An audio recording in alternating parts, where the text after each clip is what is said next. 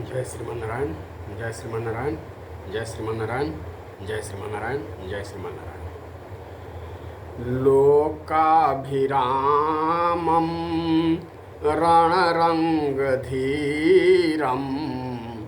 राजीवनेत्रं रघुवंशनाथं कारुण्यरूपं करुणाकरन्तं श्रीरामचन्द्रं शरणं प्रपद्ये। यस्यांके च विभाति भूधरसुता देवापगामस्तके भाले बालविधुर्गले च गरलं जस्योरसि व्यालराट् सोऽयं भूतिविभूषणः सुरवरः सर्वाधिपः सर्वदा सर्वः सर्वगतः शिवः शशिनिभः श्रीशङ्करः पातु माम्, श्रीशङ्करः पातु माम्। अतुलितबलधामं हेमशैलाभदेहं दनुजवनकृशानुज्ञानिनामग्रगण्यं सकलगुणनिधानं वानराणामधीशं रघुपतिप्रियभक्तं वातजातं नमामि। वीर बजरंगबली की जय।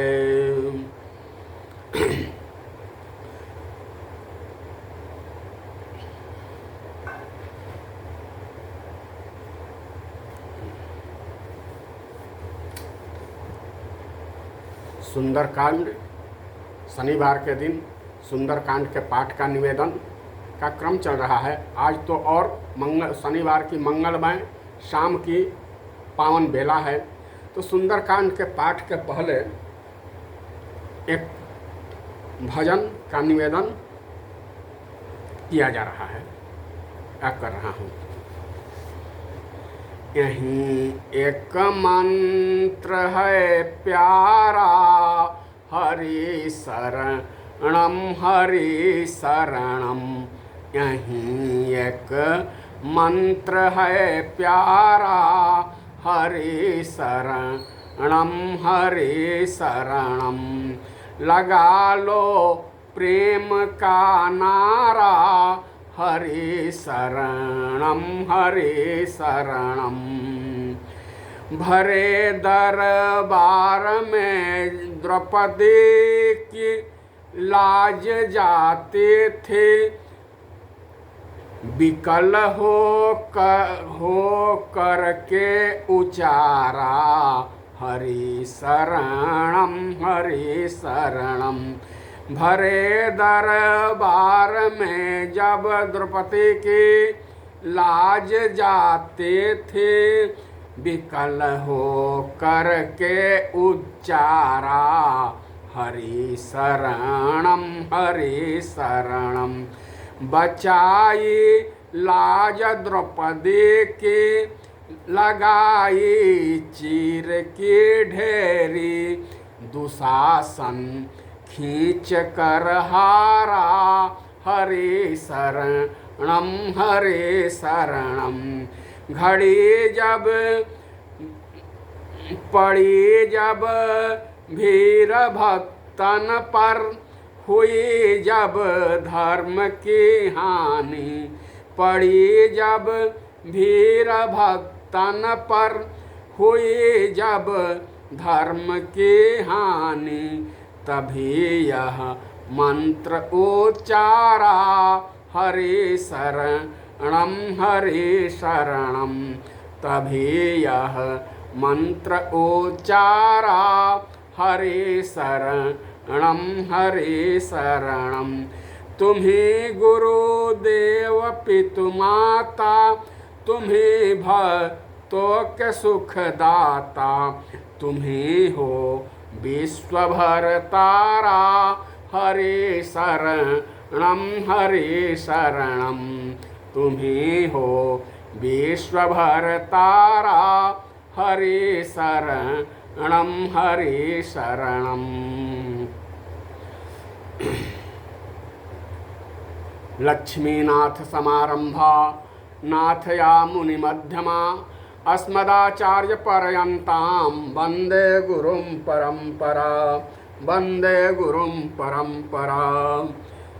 सिंधु तीर एक भूधर सुंदर सिंधु तीर एक भूधर सुंदर कौतुकी कूदी चढ़े उचता ऊपर बार बार रघु वीर सम्हारी तर के उपमना तनय बल भारी जहि गिर चरण देई हनुमंता चले उसगा पाताल तुरंत जिमि अमोघ रघुपति कर बाना एहि भांति चले हनुमाना जलनिधि रघुपति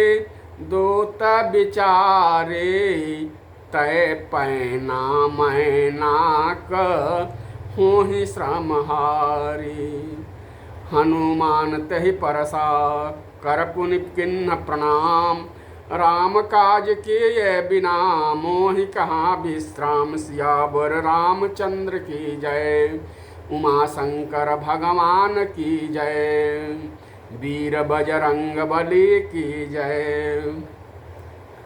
जात पवन सुत देवन देखा जाने कहूँ बल बुद्धि विशेषा सुरसा नाम अहिन के माता पठैन आई कही तेहि बाता आजु सुरन मोहि दीन आहारा सुनत बचन कह पवन कुमारा राम काज करी फिर मैं आऊँ सीता कई सुधि प्रभु ही सुनाऊँ तब तव बदन पैठिहा हूँ आई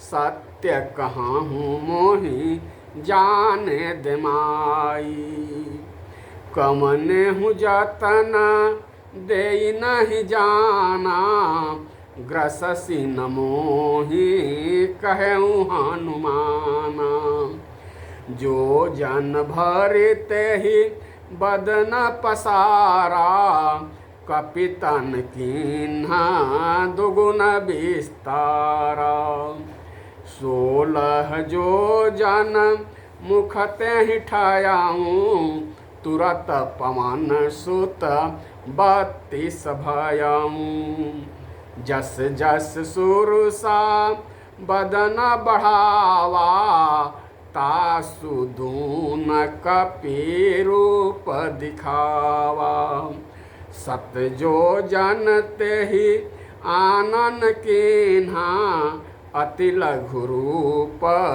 पवन सुत लीन्हा बदन पैठ पुन बाहर आवा मांगा विदा ताहि सिर नावा मोहि सुरन जेहि लागी पठावा बुद्धि बल मरम तोर मैं पावा राम काज सब करिहूँ तुम बल बुद्धि निधान आशीष दे गई सो हरस चले हनुमान सियावर रामचंद्र की जय पवन सुत हनुमान की जय जय जय सीताराम जय जय राधे श्याम।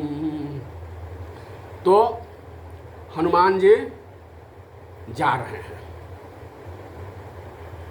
बंदरों को समुद्र के किनारे समझा करके कि तुम सब मेरी प्रतीक्षा करना कष्ट भी आवे तो सह लेना। अब हनुमान जी प्रस्थान कर रहे हैं। प्रस्थान करते समय वे बार बार रघुवीर संहारी स्मरण करते हैं भगवान को, भगवान रामभद्र को, रघुवीर को स्मरण करते हैं। क्यों? क्योंकि पौरुष का कार्य करने जा रहे हैं, वीरता का कार्य करने जा रहे हैं, अपना लंका में भयंकर से भयंकर राक्षसों से भिड़ने जा रहे हैं। तो बार बार रघुवीर संहारी, बार बार रघुवीर को, प्रभु राम को स्मरण करते हैं। तरके उपमन तनय बल भार, स्मरण करने से उनमें अथाह असीम बल भी आ जाता है। इतना बल, कैसा बल कि जहि गिरि चरण देई हनुमंता, सो चली गया पताल तुरंता। तो क्यों स्मरण करते हैं? वे तो चले हरसिया धरि रघुनाथा, अस कहि नाई सबनि कर माथा, चले हरसिया धरि रघुनाथा। वे तो रघुनाथ जी को हृदय में धारण करके चले ही थे, तो बार बार स्मरण कर क्यों कर रहे हैं? बार बार इसलिए स्मरण कर रहे हैं कि गीता गायक गोविंद क्या कहते हैं? गीता गायक गोविंद कहते हैं, जे यथा माम प्रपद्यन्ते तेस्तथैव भजाम्यहम्। जो मुझे जैसा याद करता है मैं भी उनको वैसा ही याद करता हूँ। तो अतः सोते जागते उठते बैठते बार बार रघुवीर संहारी। तो चले, ये जा रहे हैं। कहाँ जा रहे हैं? हनुमान जी कहाँ जा रहे हैं? तो सोने की लंका में जा रहे हैं। सोने की लंका अर्थात भौतिक ऐश्वर्य की कोई कमी नहीं। भौतिक ऐश्वर्य सोने का ही लंका है, तो सोने की लंका में जा रहे हैं। तो कहीं इन्हें सोने का या भौतिक ऐश्वर्य का प्रलोभन ना हो जाए, कहीं इनमें लोभ ना आ जाए, लालच ना आ जाए सोने का, या सोने का लोभ लालच न आ जाए, पद और प्रतिष्ठा की लोभ लालच न आ जाए। क्योंकि रावण भी साम दाम दंड भेद नीति जानता है। अगर ये भी न आवे तो कहीं रावण उन्हें यह कहकर थोड़ा विलंब न कर दे कि अभी क्या जरूरी है, थोड़ा दिन ठहर जाइए, आतिथ्य ग्रहण कर लीजिए फिर जाइएगा। तो कैसे चले? बार बार रघुवीर संहारी, तरकें पवन तनय बल भारी। हनुमत जन्म सफल करिमाना, चलें हरसि धरि कृपा निधाना। हनुमत जन्म सफल करिमाना, चलें हरसि धरि, चलें हरसि धरि, हरसि धरि कृपा निधाना। तो सबसे पहले ये जा रहे हैं, विदेश यात्रा में जा रहे हैं, विदेश सेवा में जा रहे हैं, जनक नंदिनी की पता लगाने जा रहे हैं, राक्षसों के देश में जा रहे हैं, निशाचरों के देश में जा रहे हैं। तो इनकी परीक्षा लेनी चाहिए।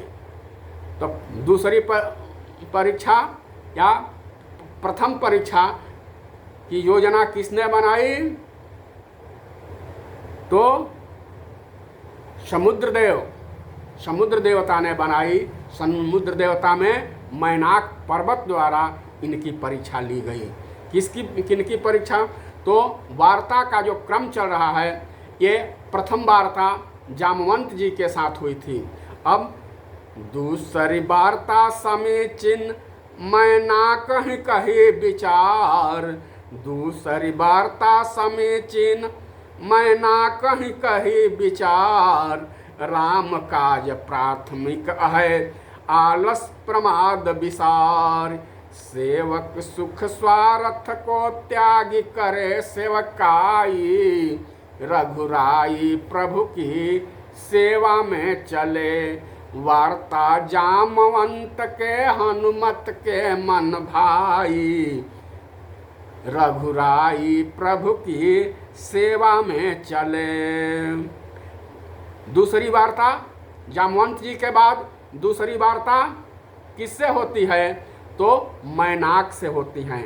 ये मैनाक कौन है?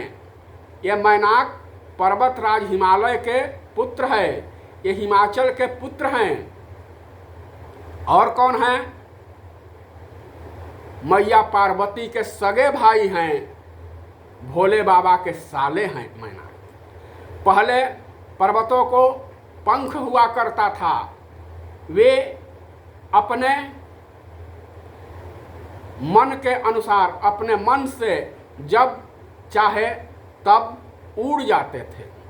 पर्वतों के उड़ने के बाद वहाँ क्या होता होगा ये तो भगवान जाने, वहाँ की लोगों की क्या हानि होती होगी ये तो भगवान जाने। लेकिन उड़कर जिस नगर के पर बैठ जाते थे, जिस खेत खलिहान में बैठ जाते थे, सड़क पर बैठ जाते थे, उनकी दुर्गति क्या होती होगी इसकी कल्पना ही की जा सकती है। तो इंद्रदेव ने देखा तो वे पर्वतों के पंख को काटना शुरू कर दिए। पर्वतों के पंख को कतरना शुरू कर दिए।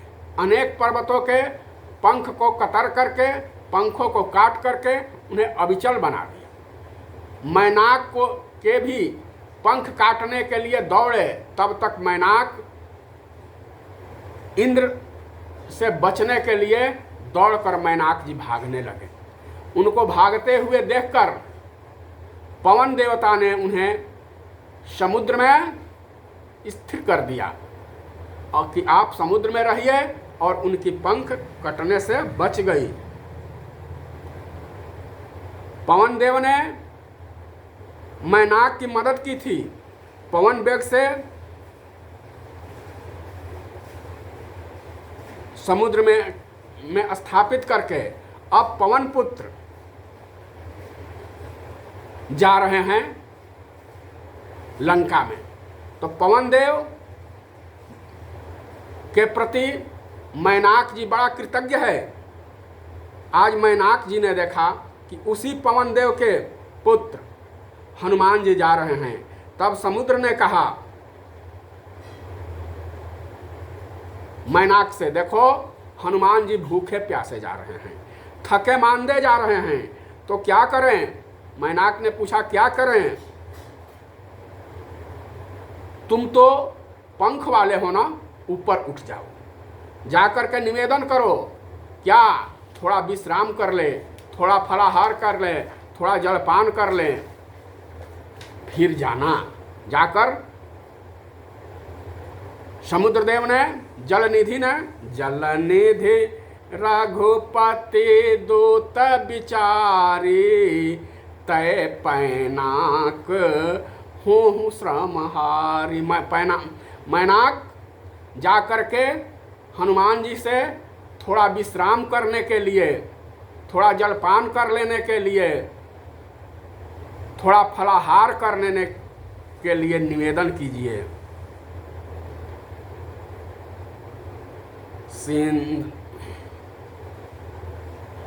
हनुमान जी मित्र होने के नाते हनुमान जी ने मैनाक को देखा और बोले कि आप हमारे पिताजी के मित्र हैं, तो पिताजी के मित्र होने के नाते आप हमारे भी चाचा जी हैं, इसलिए मैं आपका सम्मान करता हूँ, आपकी इज्जत करता हूँ, आपका आदर करता हूँ।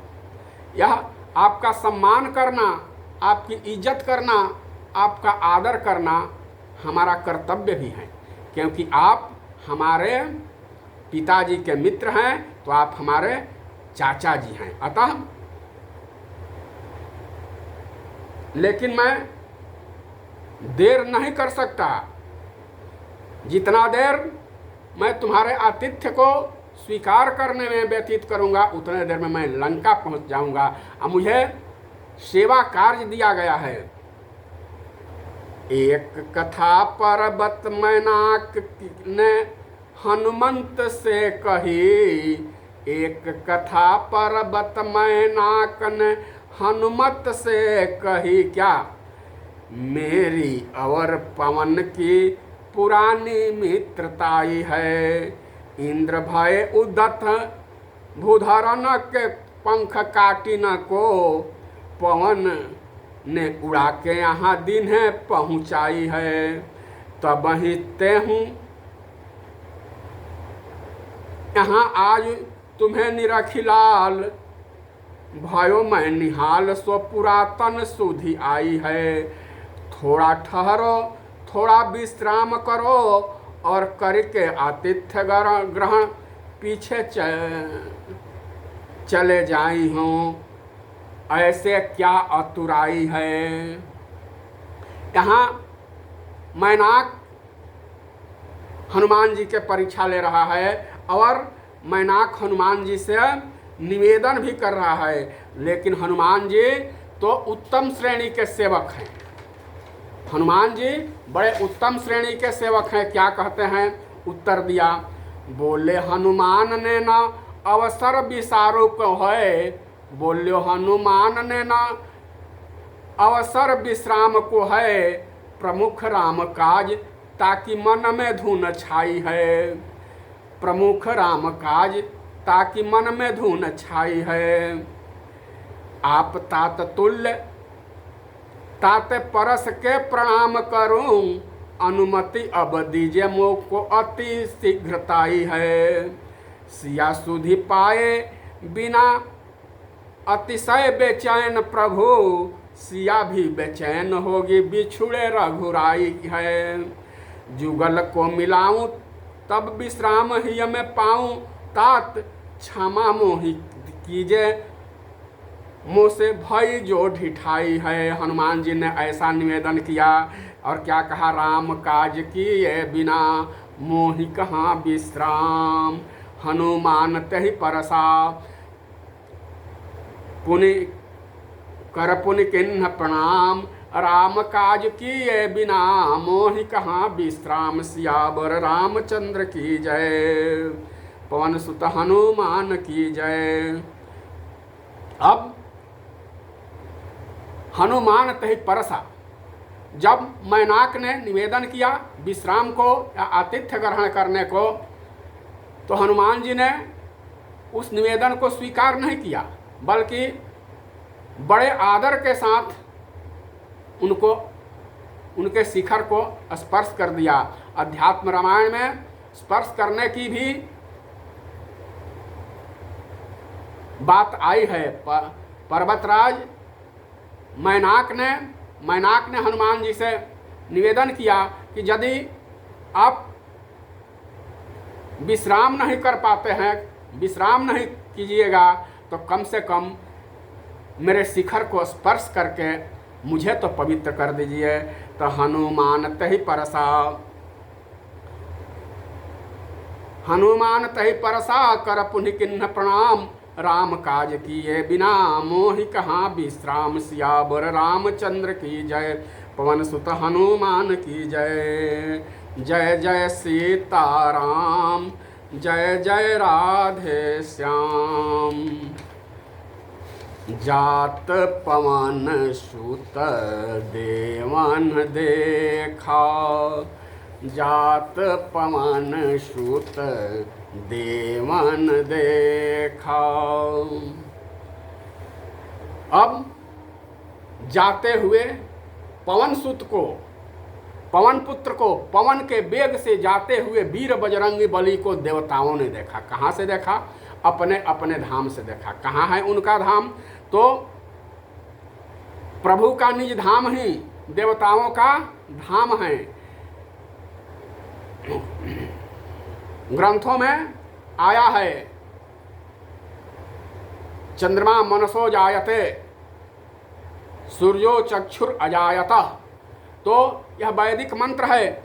देवताओं का धाम भी प्रभु के पास ही हैं। वे अपने अपने धाम से देख रहे हैं, लेकिन देवता बड़े स्वार्थी होते हैं। हनुमान जी जा रहे हैं देवताओं के काम के लिए ही, और देवताओं को हमारे प्रभु से, रामभद्र से अभयता का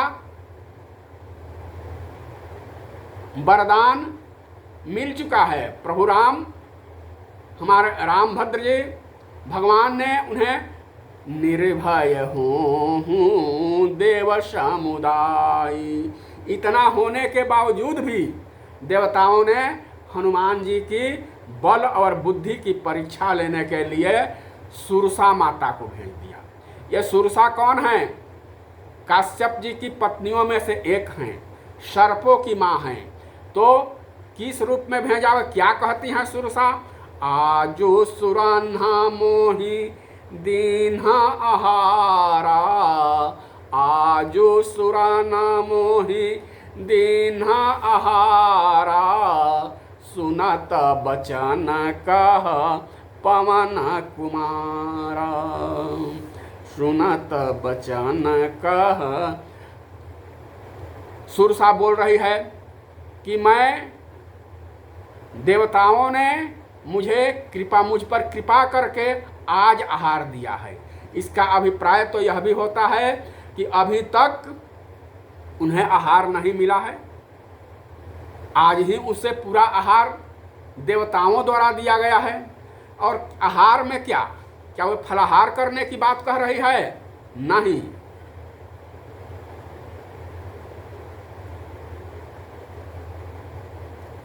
मानस की पंक्तियों में तो आहार की बात सुरसा द्वारा कही गई है। आजु सुरन मोहि दीन्हा आहारा, सुनत बचन कह पवन कुमारा। देवताओं ने आज ही मुझे पूरा आहार दिया है। ऐसा सुनकर के पवन कुमार वीर बजरंगी बोल पड़े। तो क्या बोले? राम काज करी फिर मैं आऊं, सीता कई सुधे प्रभु ही सुनाऊं, तब तव बदन पैठिहा हूँ आई, सत्य कहाँ हूँ मोहि जाने दे माई, सत्य कहाँ हूँ मोहि जाने दे माई। बड़ी बढ़िया बात है, सत्य कहाँ हूँ मोहि जाने दे माई।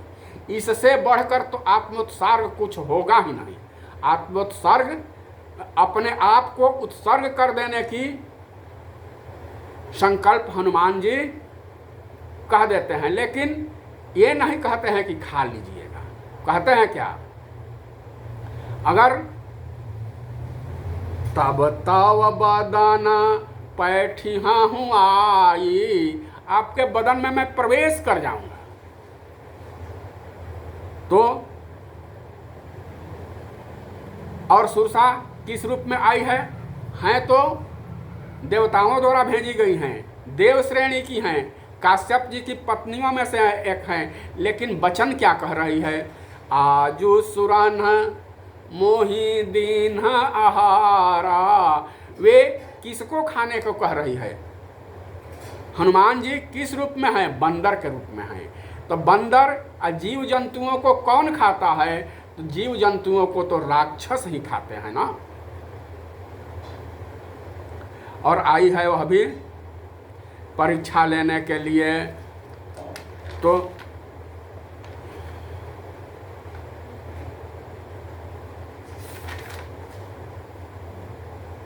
जीव जन हनुमान जी बंदर के रूप में हैं और उनको आहार कह के संबोधित करती हैं, अर्थात खाने की बात करती हैं। तो जीव जंतु को खाने वाले तो राक्षस ही होते हैं।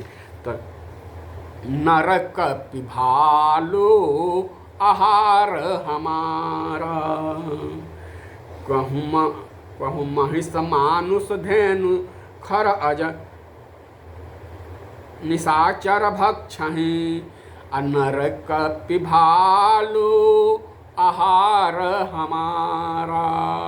यह किसकी वाणी है? मनुष्य, बंदर, भालू हमारा आहार है। यह कौन बोल रहा है? यह राक्षस गण ही तो बोल रहे हैं। कब बोल रहे हैं? जब रावण ने अपने मंत्रियों, सैनिकों को बुलाया, आपातकालीन बैठक की। हनुमान जी के लंका दहन के बाद रावण ने आपातकालीन बैठक की, जिसमें उनके प्रमुख प्रमुख मंत्रीगण, सेनापति सभी थे। उसी में उसका पुत्र प्रहस्त भी था। तो सभा आई मंत्री न ते ही पूछा बूझा, सभा आई मंत्री न ते ही बूझा, करब कवन विधि रिपु से जूझा। रावण पूछ रहा है, मंत्रियों से मंत्रणा ले रहा है कि शत्रु भी को कम नहीं आंकता है, शत्रु भी प्रबल है, उससे किस विधि से युद्ध किया जाए, किस विधि से उस पर विजय प्राप्त की जाए। तो मंत्रियों से मंत्रणा कर रहा है। कहीं सचिव सुनु निशिचर नाहा, बार बार प्रभु पूछहि कहा। निशाचरों ने कहा, राक्षसों ने कहा, हे नाथ बार बार क्यों हमसे पूछ रहे हैं? आए हैं तो आने दीजिए, क्या भय है उन लोगों से? फिर क्यों? बोला क्यों? कहूँ कवन भय करिय विचारा, कहूँ कवन भय करिय विचारा। इसमें विचार क्या करना है? भय कहाँ है? क्यों? क्योंकि नरक पिभालु आहार हमारा, नरक पिभालु आहार हमारा। किसी ने पूछा राक्षसों से कि क्यों विचार नहीं करना है? तो खाने पीने में क्या विचार करना है? राक्षसों ने से पूछा गया कि खाने पीने में क्यों नहीं विचार करना है? तो जो खाने पीने में ही विचार करने लगे वे राक्षस कैसा? जो खाने पीने में विचार करने लगे वह राक्षस कैसा? राक्षस तो बिना विचार किए खाते पीते हैं, अर्थात जो मन में आता है सो खा जाते हैं। नरक भालू आहार हमारा। रावण बोला, शाबाश बहादुरों, मुझे तुम सबों से यही उम्मीद थी, मुझे तुम सबों से यही आशा थी। मैं तुम सबों के पराक्रम का, तुम सबों के पौरुष का, तुम सबों के बल का मैं सम्मान करता हूं, बधाई देता हूं। उसी सभा में प्रहस्त बैठा था। प्रहस्त बोला, पिताजी क्षमा कीजिएगा, इन लोगों से कुछ होने वाला नहीं है। मंत्रियों ने कहा, यह तो हम लोग का घोर अपमान है। प्रहस्त बोला कि अपमान करना मेरा उद्देश्य नहीं है। तो क्या उद्देश्य है? सत्य बोलना, सत्य से राजा को अवगत कराना ही मेरा उद्देश्य है। क्या तुम खा जाओगे? खाने पीने पर भी तो विचार करो। फिर वही बात कि जो खाने पीने पर विचार करे वह राक्षस कैसा? प्रहस्त ने बोला कि खा जाओगे? कहा कि बिल्कुल खा जाएंगे। कैसे? तो नरक पिभालु आहार हमारा, नरक पिभालु आहार हमारा। प्रहस्त बोला कि खा जाओगे? बिल्कुल खा जाऊंगा।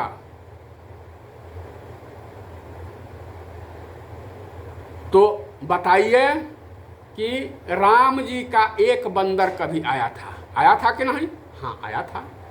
और तुम सबों को देखते देखते लंका को जला दिया, अशोक वाटिका को उजाड़ दिया, अक्षय कुमार को मार दिया, कछु मार ऐसी कछु मर देसी, न जाने कितने सैनिकों को नष्ट कर दिया, कितने सैनिकों का संहार कर दिया। यहाँ तक कि अन्य ग्रंथों में, अन्य संतों के मुंह से मैं सुना हूँ कि 50% क्या 75% राक्षसों को हनुमान जी ने प्रथम बार जब गए थे उसी समय नष्ट कर दिए। प्रमाण कछु मारसी कछु मर्दसी कछु घालसी धरि धूल। तो आप सबों के देखते हुए हम एक बंदर ने ऐसा उत्पात कर दिया, लंका को नष्ट भ्रष्ट कर दिया, अशोक वाटिका को उजाड़ दिया, अक्षय कुमार का संहार कर दिया, अनेक सैनिकों को मार डाला।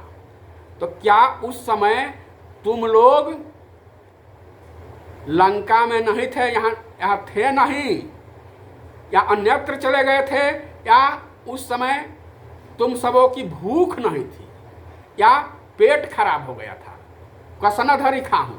क्या उस दिन तुम सबों का पेट खराब हो गया था, या उपवास थे, या अन्यत्र चले गए थे? क्यों न पकड़ करके खा गए? क्या बोला प्रहस्त?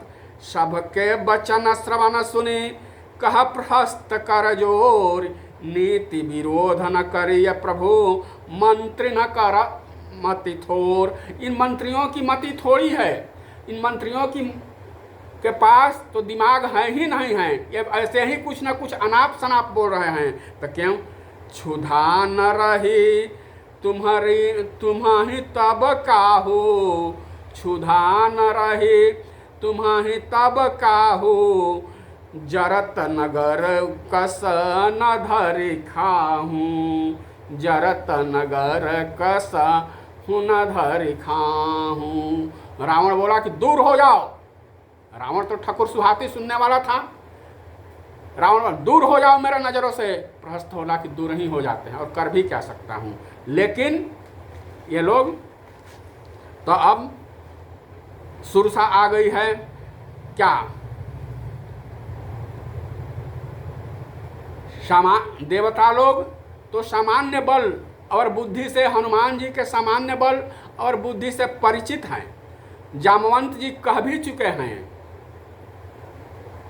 बुद्धि विवेक विज्ञान निधाना। इनके सामान्य बुद्धि, सामान्य बल से तो देवता लोग भी परिचित हैं। और पवन तनय बल पवन समाना, ये सब देवता लोग परिचित हैं। जामवंत जी पहले ही कह चुके हैं। तो हनुमान जी उन राक्षसों के यहाँ जा रहे हैं जो इंद्र, सूर्य आदि को भी पराजित कर दिया है। वैसे प्रबल शत्रुओं के बीच जा रहे हैं, कहीं अपमानित न हो जाए। पवन पुत्र कहीं अपमानित होकर न लौटे, या कहीं असफल होकर न लौटे। इसलिए देवताओं ने इनकी विशेष बल और बुद्धि की परीक्षा लेनी चाहिए। और परीक्षक के रूप में नियुक्त किसको किया? सुरसा को। सुरसा कौन है? तो सर्पों की माता है। क्या? और इनके वो खाने की बात कहती है। क्या सुरसा इनको खा सकती थी? कुछ थोड़े समय के लिए विचार किया जाए तो परीक्षक भी उच्च कोटि का है। वह खाने की बात कहता है। परीक्षा लेने की विधि आहार है। इस विधि में वह पारंगत है। थोड़े समय के लिए विचार किया जाए कि सुरसा कौन है, तो क्या हनुमान जी को खा सकती थी? तो ऐसा लगता है कि हनुमान जी को खा भी सकती थी। क्यों? क्योंकि हनुमान जी पवन पुत्र हैं और सर्पों की माता है सुरसा, तो सर्पों का आहार तो पवन ही होता है। इसलिए देवताओं ने परीक्षक के रूप में सुरसा जी को नियुक्त किया। तो आजु सुरा न मोहि दीन्हा आहारा, सुनत बचन कह पवन कुमारा। तब देवता लोग पहले ही निवेदन किया जा चुका है कि बड़े स्वार्थी होते हैं। यह जानते हुए कि प्रभु ने मुद्रिका दी हैं, उनके सिर पर हाथ रखा है, राम काज के लिए उन्हें सेवा प्रदान की है, और सभी देवता हनुमान जी के बालपन के, बचपन के बल से परिचित है कि सूर्य देवता को ही मुख में रख लिए थे। इतना जानते हुए बालपन में जब सूर्य देवता को मुख में रख लिए थे तो युवावस्था में उनका पौरुष कितना होगा, उनका बल कितना हुआ होगा। इतना जानते हुए भी पवन पुत्र के हनुमान जी की बल और बुद्धि की विशेष परीक्षा के लेने के लिए सुरसा जी को भेजा गया। परीक्षा लेनी है तो परीक्षक कौन होगा? सुरसा जी होगी।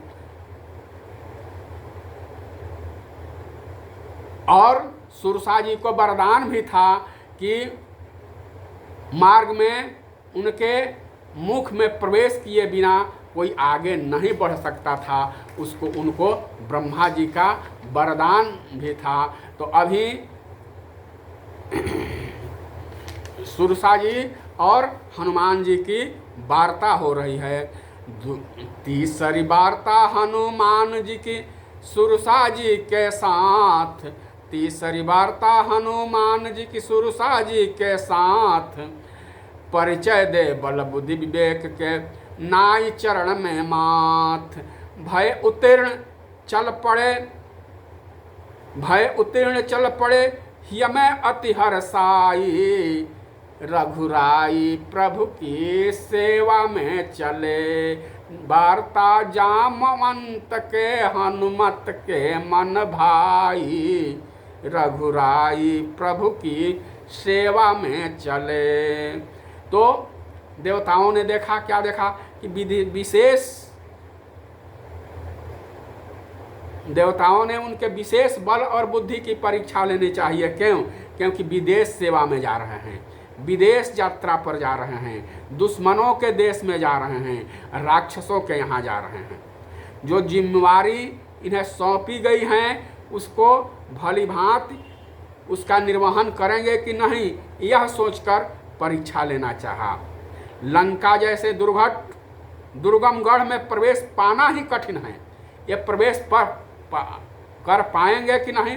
प्रवेश यदि पा भी लिए, प्रवेश कर भी लिए तो वहाँ से लौटना और कठिन है। जिंदा वापस लौटना कठिन है। तो अतः हनुमान जी जा रहे हैं तो सफल होकर आएंगे कि नहीं, इसकी गारंटी कौन लेगा? तो इसकी गारंटी लेने के लिए उनकी बल और बुद्धि की विशेष परीक्षा लेने के लिए सुरसा को नियुक्त किया गया परीक्षक। कैसे नगर में जा रहे हैं? राक्षसों की बल कितना है? तो एक एक जग जीत सके ऐसे सुभट निकाय, ऐसे सुभट के समूह में जो एक एक अकेले अकेले जग को जीतने में सामर्थ्य जिनके पास हैं, ऐसे अनेक सुभटों के बीच हनुमान जी जा रहे हैं। अतः इनकी बल और बुद्धि की दोनों की विशेष परीक्षा लेनी ही चाहिए।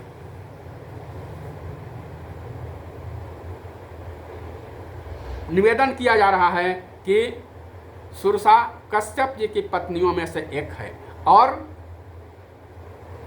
वे कहते हैं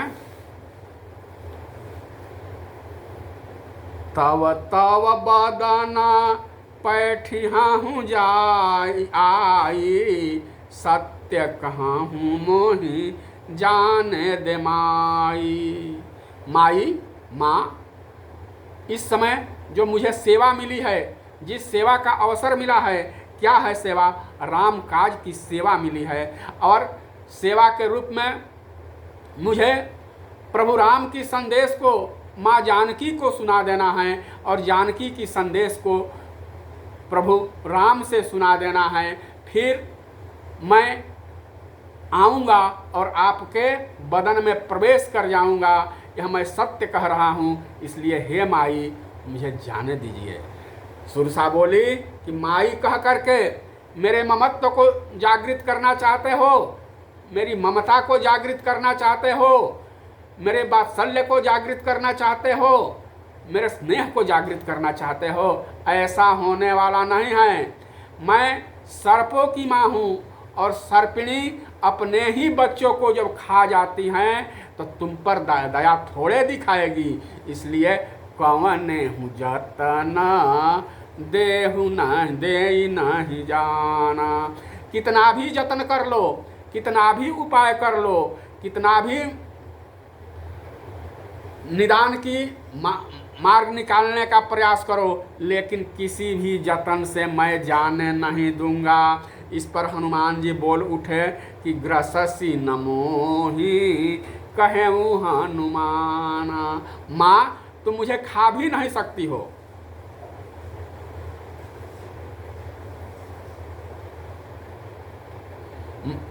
हनुमान जी निवेदन कर रहे हैं, माँ मैं जिम्मेवारी को लेकर जा रहा हूँ, यह काम साधारण नहीं है, राम काज है। अनंत कोटि ब्रह्मांड नायक, अखिल ब्रह्मांडों के अधीश्वर, ये राम काज है। और यह काज करने के बाद मैं आऊँगा, तब मुझे खा लेना। सुरसा कहने लगी, वाह तुम लंका जाओगे, फिर वहाँ से आओगे, पता नहीं कब आओगे कब लौटोगे, और तब मैं तुम्हें खाऊंगी, तब तक मैं भूखा रहूं, तब तक मैं भूखी रहूं। भूख अभी लगी है और तुम कहते हो कि मैं लंका जाऊंगा, सीता की सुधि को, सीता के संदेश को प्रभु राम से सुनाऊंगा, पुनः यहाँ आकर मेरे मुंह में प्रवेश करोगे, तब तक मैं भूखी रहूं। भूख अभी लगी हैं और आहार होने के बावजूद कुछ दिन के बाद भोजन ग्रहण करूं, नहीं, मैं ऐसा होने नहीं दूंगी, मैं खाऊंगी। हनुमान जी पुनः निवेदन कर रहे हैं कि नहीं माँ मुझे जाने दीजिए। क्या कहा? माई। हनुमान सत्य कहा हूँ मोही जाने दे माई। सुरसा बोली, क्या कहा? माई। ऐसा करके मेरे प्रेम, ममता, स्नेह, वात्सल्य को जागृत करने की कोशिश मत करो। मैं तुम्हारे बातों के बहकावों में आने वाली नहीं हूँ। ऐसा नहीं है कि मुझे माई कह दोगे तो मैं तुम्हें छोड़ने वाली हूँ। तब हनुमान जी बोले कि नहीं खा सकती हो, ग्रससी नमोहि कहे हनुमान। क्यों नहीं खा सकती हूँ? मैं खाने के लिए आई हूँ, तो क्यों नहीं खा सकती हूँ? तब हनुमान जी बोले, तब खा लो, तब खा ही लाना, खा लो ना, खाई पी ले बाड़ू, खा लो। खा करे खा। तब जो जन भरते ही बदन पसारा, जो अपना शरीर 1 योजन तक फैलाई, कपितनु कीन्हा दुगुन विस्तारा। तो हनुमान जी 2 योजन को हो गए। बोले खा लो, खाना चाहती हो तो खा लो। यदि मैं तुम्हारे मुंह में आ जाऊं तो खा लो। वे तो बोली कि कैसे खा सकता हो, तुम तो 2 योजन का हो गया। तो इसीलिए न कह रहा था कि नहीं खा पाओगी, अभी से भी संभल जाओ, तुम नहीं खा पाओगी। तब क्या कही? कमने हूँ जतन कही है ना, 16 योजन मुखते ही ठायाऊं, तुरत पवन सुत 32 भायाऊं।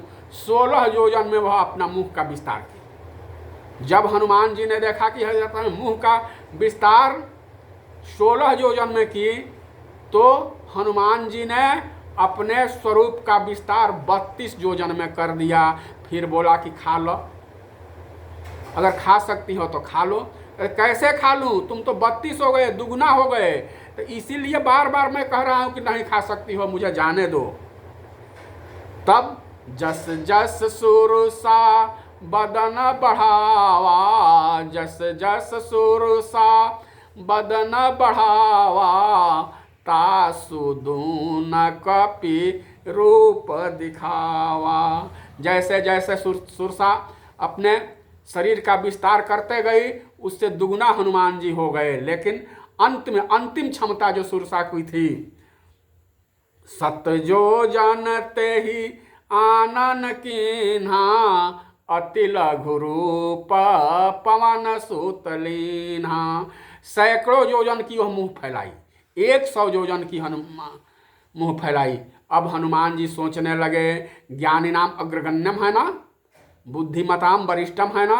सोचने लगे कि अगर यही कार्य होता रहे, यह 2 करे तो मैं 4, यह 4 तो मैं 8, 8 तो 16, 100 तो मैं 200, तो राम कार्य गौण हो जाएगा। अब तो यह अपना मुंह 100 योजन तक फैलाई है, तो अपने बुद्धि विवेक का प्रयोग करते हुए ज्ञानिनाम अग्रगण्यम की भूमिका में आते हुए क्या किए, अति लघु रूप पवन सुत लीन्हा।